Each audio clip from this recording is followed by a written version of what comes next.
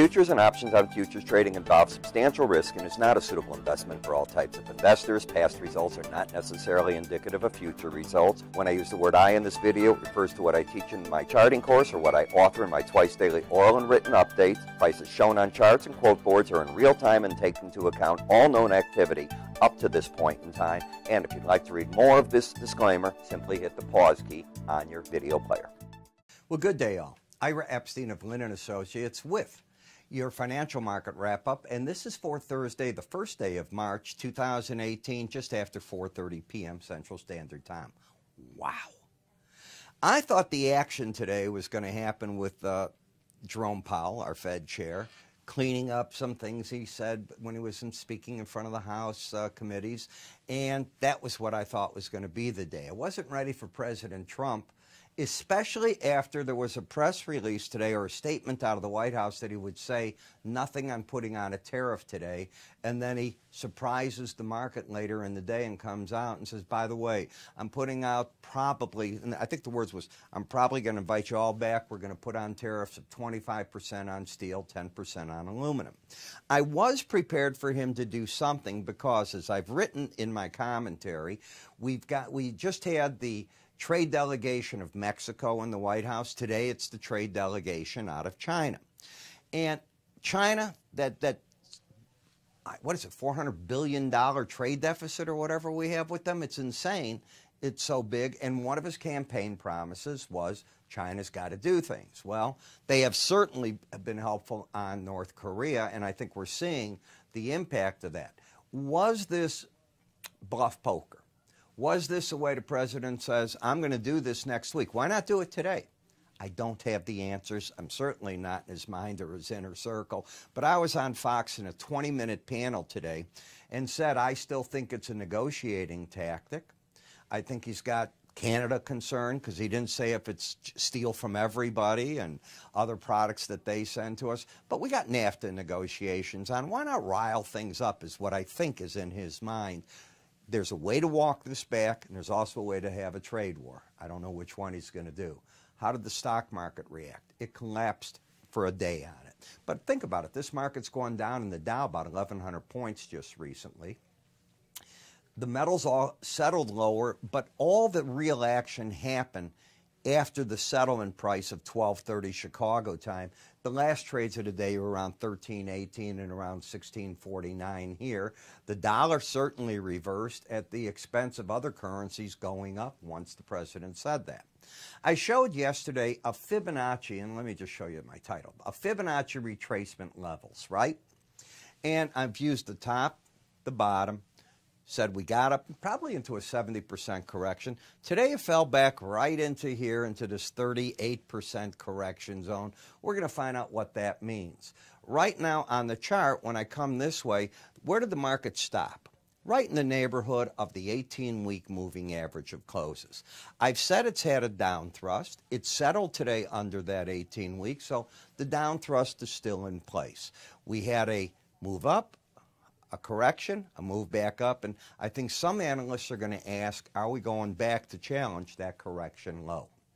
When you take a look at just a plain old bar chart, you can see that without today's action, you couldn't tell a lot.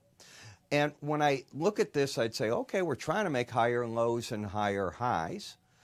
When you take a look at the chart with today's action in it, with the swing line, now you got a higher high and a lower low. You have stepped out of the trend that upward correction created.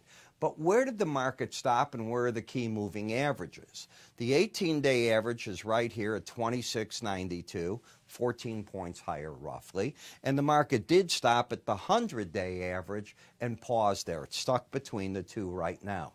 It's out of an uptrend. The bias is turned down because you're under the 18-day average of closes. As I said, I had doubts that we had put in play the upper or the lower Bollinger Band. I still have that, but if the market were to get another collapse tomorrow because whatever comes out in the news overnight, then the lower Bollinger Band is the one in play at 25.92. Momentum, down. Bias, down. Not a trend, but this is a market that now has changed its character in one day. When we come to the NASDAQ, we have not had a trend. We have had a pattern here of a higher high and a lower low. What else did we have? Let's take today's action off the chart. This was the action. I want to go back to Friday. We were overbought in the slow stochastics. I'll point them out here.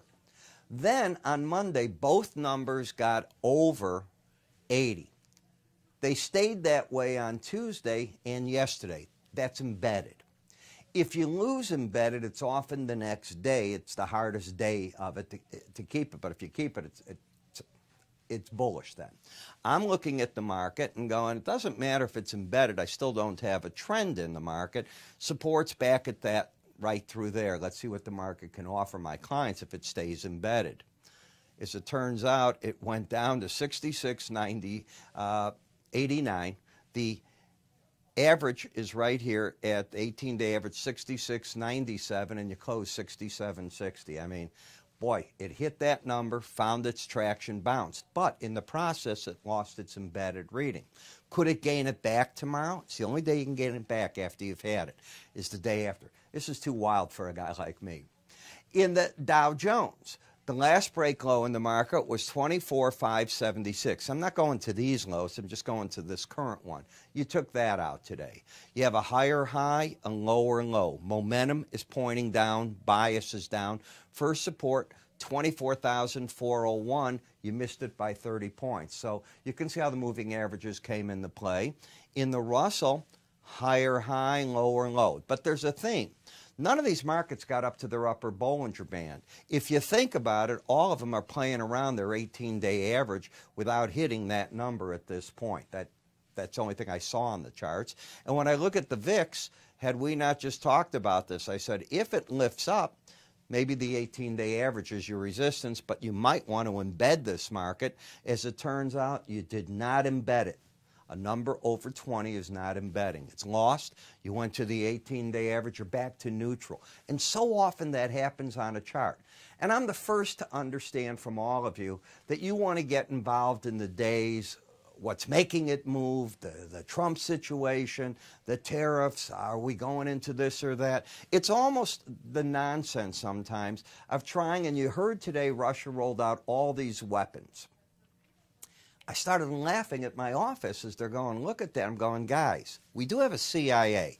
If they didn't know about this for years and what's been going on, and for whatever reason the politicians wanted to release it now, including Putin, I don't know.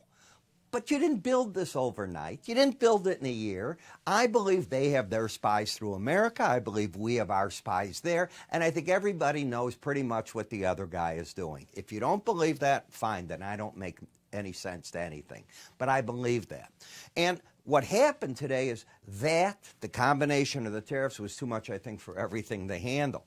TLT, the risk on mentality is gone. Today you took it off the table. It's risk off. Risk off means traders move back to bonds, notes, metals, blah, blah, blah. So today, as it turns out, you were fighting a battle in TLT. If I can get this to move to yesterday. Let's just see if I can. Sometimes it takes a day. This is the market yesterday, fighting its battle here.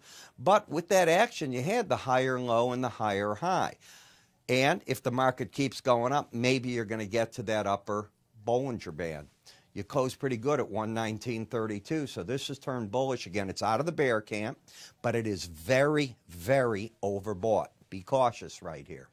In the T-bonds, maybe you'll get to the upper Bollinger Band or higher. I don't know. But I can tell you, you're overbought, and I'm looking for resistance at 144.27. The trend is up. The bias is up. In the 10-year note, trend up now, bias up. This market's not overbought, so it's got more momentum going for it in this way. And 120.30 is the next resistance point. The dollar index. When we were back over here on this outside day down, and go to the tape, and I was saying, well, if the market takes that out, maybe you can get to the upper Bollinger Band. But, boy, you're overbought already. I don't know if you're going to have the power to get there. Yesterday, close, not quite there. You tell me what it did today. It hit it, a reversal from hitting it. In fact, you got to 98 90.88.5. We can round this at 90.79.5, I guess, 90.79. It doesn't matter. And you're reversed down off of that. You're overbought as can be. Use a lot of caution right here. Was this a trade top in the dollar? One day doesn't make a trend. It just gives you an idea where the resistance finally showed up. Flip-flop of it happened in the euro.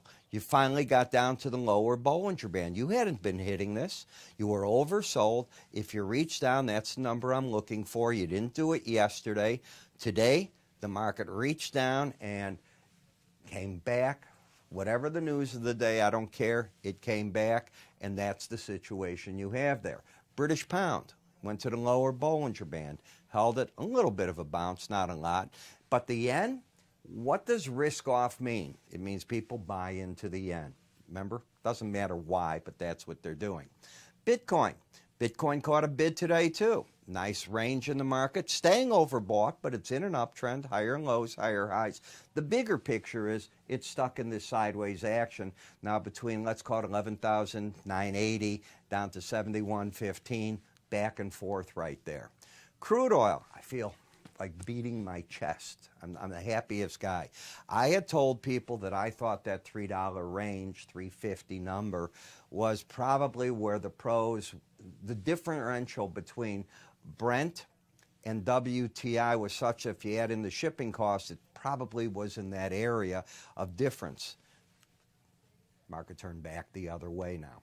Brent, you tell me what it went down to for support today. Right to the 18-day average, close to it, about 10 points away, just sort of sitting right there. Trend is still up, but very overbought. Crude oil, WTI. Take a look at this low. This market let go today, under that low. So now you got a higher high and a lower low. Bias is down, momentum is down. Pretty solid support from a technical point of trade with the 100-day average and the Bollinger Band in the 58.70 to 75 level. Gasoline, today was the big break in the market, took you out of a trend. Yesterday the market had fallen right into the area of the 18 and the 100-day average. What it couldn't afford was getting under this number. That would break the pattern of higher lows, higher highs, and I think that's what caught the sellers or knocked out the longs in the market. And in the natural gas, the most I'm looking for was the upper Bollinger Band, 276. You hit 275.60. I'm one of these guys that thinks you're overbought. You got up close enough for the pros, they might have stepped out of the market in a way. They're going to clear these boards up right now, and I want to remind you, our commodity research is different than probably things you have seen. And the reason isn't because I'm different, which I know I am. It's that we are a commodity firm writing for commodity people. So whether you're looking at the grain markets and you see a weather market, what do you do with something like that? How do you play all this? We write on all these topics with special reports. Our weather isn't written for your local neighborhood. It's written for not just the farm community in the U.S. We're covering Russia. We're covering South America. We're covering all of Europe, the Asia areas. What are they growing? What are they doing? What are they importing? What does it mean? What are the hedgers doing in the markets? Get away from that. What about meats, metals? We write on these subjects, and we let our clients choose what they'd like to get. If you haven't seen what our clients get, and that's the only way you're going to get it, got to be a client of ours to keep getting this, I'd like to at least send you a trial and show you why you should be with us. How do I do that? You can either give us a call, you can go to our website, you'll see a carousel of free offers, click on any of the offers, this will be in there. You can click up here at any point, if you're watching me on YouTube or underneath us on many websites, it says click here for Ira's free information. I'm Ira. I promise you tomorrow's going to be another volatile day. Everyone is, and I love it. You have a great trading day.